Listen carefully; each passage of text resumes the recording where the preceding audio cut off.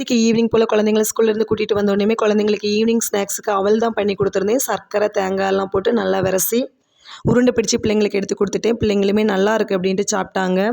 மதியானம் ஊற வச்சுருந்த உளுந்து அரிசி எல்லாத்தையுமே கையோடு அரைச்சி எடுத்துடலாம் அப்படின்ட்டு கிரைண்டர்லாம் கழுவி நான் வந்து உளுந்து போட்டுட்டேன். உளுந்து வந்து அரைஞ்சிட்டு இருக்கக்கூடிய கேப்லேயே பார்த்தீங்கன்னா சைட்லேயே வந்து டீயுமே அடுப்பில் வச்சுருக்கேன். குழந்தைங்க வந்து ஸ்கூல் போயிட்டு வந்தோடனேயுமே அவங்களுக்கு ஏதாவது வந்து சாப்பிட கொடுத்துட்டு அவங்கள வந்து ஒரு 2 மணி நேரம் விளையாட விட்டுருவேன். வந்த உடனேயுமே பிள்ளைங்கள படிக்கிறதுக்கு உட்கார வைக்க மாட்டேன். 2 மணி நேரம் விளையாண்டு முடிச்சதுக்கு அப்புறமா தான் படிக்க வைப்பேன். அதுக்கடையில் எனக்கு இருக்கக்கூடிய குட்டி குட்டி வேலை எல்லாமே நானுமே முடிச்சிருவேன். கொஞ்சம் பாத்திரம்லாம் இருந்துச்சு, எல்லாத்தையுமே கழுவி எடுத்துகிட்டேன். மாவு ஆட்டி வைக்கிறதுக்குரிய டப்பா எல்லாத்தையுமே கழுவி எடுத்துகிட்டு பிள்ளைங்களை கூப்பிட்டு டீயுமே கொடுத்துட்டேன். உளுந்து பார்த்தீங்கன்னா நல்லாவே அரைஞ்சிட்டு அதை எடுத்துகிட்டு அரிசி வந்து போட்டுட்டேன். நான் வந்து 1 வீக்குக்கு தேவையான அரிசி வந்து ஆட்டி வச்சுருவேன். அப்போ தான் எனக்கு இட்லி தோசை மாற்றி மாற்றி சுடுறதுக்கு வசதியாக இருக்கும்.